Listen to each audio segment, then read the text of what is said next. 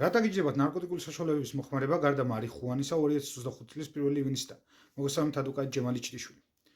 ცვლილებების შესაბამისად პოლიციას უფლება ექნება პირის გადაყვანისა ნარკოტიკული საშუალებების მოხმარების ფაქტის დასადგენად შესაბამის უწყებაში და თუ პირი უარს განაცხადებს პოლიციასთან ერთად გადასვლაზე, მაშინ მას ეძლევა 4 საათი, რათა თვითონ გადავიდეს შესაბამის დაწესებულებაში და მოახდინოს ბიოლოგიური მასალის ჩაბარება ნარკოტიკული საშუალების მოხმარების ფაქტის დადგენასთან დაკავშირებით.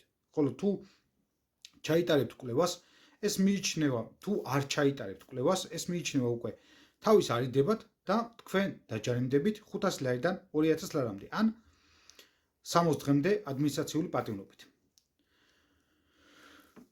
რაც შეეხება მარიხუანას მოხმარება შეგიძლიათ, რა თქმა უნდა, კანონით მინიჭებული უფლების შესაბამისად